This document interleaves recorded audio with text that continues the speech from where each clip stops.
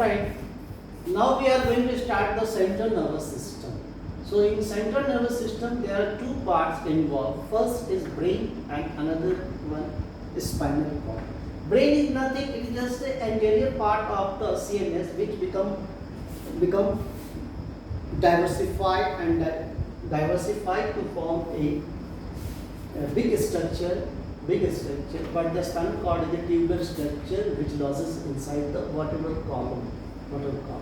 So first we start the brain. So what is brain? So brain is the anterior most part of the central nervous system. So it lodges in a bone. It lodges in a bone called cranium. So cranium, here is the cranium bone, which inside the cranium bone brain are situated. So cranium which help in protect the brain from outside. It's a hard bone structure. So inside the brain it is contain about 100 billion neurons. Neurons nothing, it is just a nerve cell, unit of the nervous system. So neurons are 100 billion neurons, and the average length of the one neuron is up to 1 meter. If suppose you just vertically connect the brain or vertically connect the neuron in brain, it vertically distance is all about, if you goes to the sun and come back to the earth. So this is the length, about the approx length of the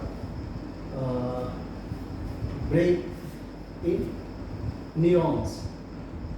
So outside you look the brain, it is not a smooth structure. It's a smooth type of brain present in the frog, but in human brain it is folded structure. So folding structure is form the grooves, and then it become. So that groove is called gyri and sulcus. So this is the just folded structure called gyri and sulcus, and whole brain is covered by a membranous structure. That membranous structure is called meninges. So there are three types of meninges: durameter, arachnoid, pyometer. So outer meninges is called durameter, middle arachnoid, and innermost which covered the brain is called pyometer. So in between arachnoid and pyometer, fluids are present. That is the tissue fluid. That tissue fluid is called C and cerebroCSF, cerebrospinal fluid. It acts shock observer, help in the mechanical, prevent from the mechanical injuries, and so other function also. So this is the structure of the brain from outside or inside the meninges, fluids are present. So now the structure of the brain. Brain differs into three parts. First is forebrain, midbrain, and hindbrain. So here the part from whole area is called forebrain. This part is called midbrain, and the posterior part of the brain is called hindbrain. So one by one we come to forebrain. So forebrain contains three parts: olfactory lobes, cerebellar hemisphere, and diencephalon.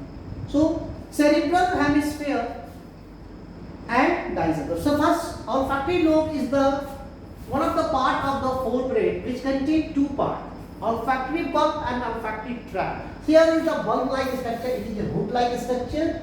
It is called olfactory bulb, and the tract, it is elongated process, is called olfactory tract, which help in the main function is help in smelling process. Another one is the big part of the brain is called cerebral hemisphere. It's a hemisphere-like structure. So there are two hemispheres, right hemisphere and left hemisphere. Right hemisphere is called right brain, and left hemisphere is called left brain, which is connected through a nervous band called corpus callosum. It is the characteristic features of mammal brain. So corpus callosum present, it means brains, mammalian brains. And to right, and commonly both right and left hemisphere is called cerebrum. Cerebrum differentiated into two parts: cerebral cortex and cerebral medulla. Cerebral cortex further differentiated into group-like structure, gyri and sulcus, and Medulla is the inner part of the brain. So over the surface of the brain, that is called cerebral cortex. So here is the cerebral cortex. So here if you look the brain from outside, it is the whole surface called cerebral cortex. So cerebral cortex which can differentiate into the lobe. So here this is which is differentiated into 4 lobes: frontal lobe, parietal lobe, temporal lobe, and occipital lobe. So these lobes contain different sensory areas which control the different activity of the brain, which contain the different cognitive structure. Different cognitive structure like different activities, different function, different motor skill, premotor skills, and other sensory functions.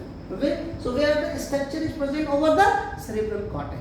So first in frontal lobe, first the motor areas. These areas which control motor skill, motor activity of the body like moving, jumping, any motor activity, voluntary activities takes place. It is controlled by motor area. Next to the motor area, premotor. So any kind of the involuntary action, it is not controlled by our willpower. It is controlled by premotor area.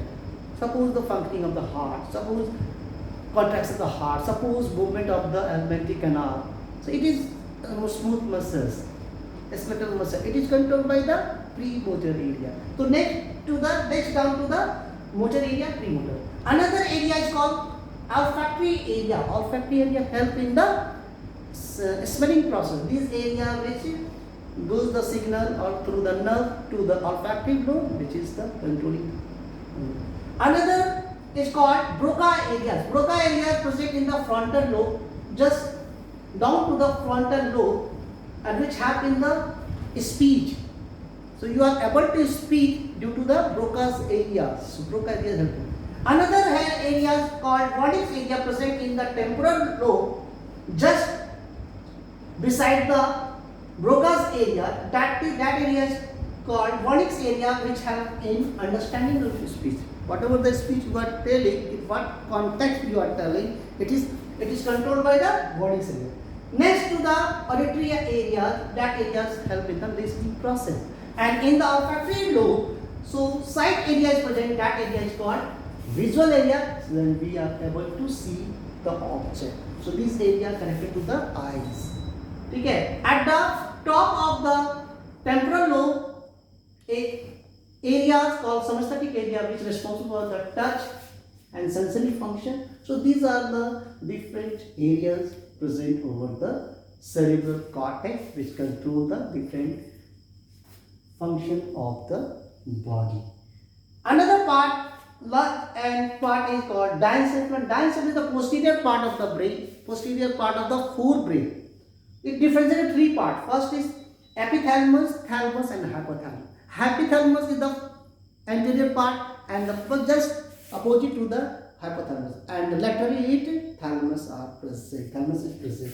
So hypothalamus, which connected, it is a neuroendocrine part which control the neuroendocrine cells or neuroendocrine system, because it contains neurosecretory cells, and neurosecretory cells which secretes the neurohormone or releasing factor which control the this hypothalamus also connected with the posterior to the hypothalamus connected with the pituitary. So it controls the activity of the pituitary and secrete the pituitary hormone. So this is the specialized neuroendocrine system. And epithalamus, beside the epithalamus or behind the epithalamus, pineal glands are attached. So pineal gland help in the extrasensory perception, which secrete the serpine hormone, melatonin hormone, or day-night rhythm, and as called biological clock. So this is the, and overall the function of the cerebral is help in the intelligence, memory, other functions, emotional behavior, sexual behavior. These are the, so behavior is controlled by the cerebral hemisphere. So this is all about related to the brain part of the brain, the structure of the brain. A major part is called cerebrum, and over the cerebral area, different sensory areas present which control the different activity. Okay.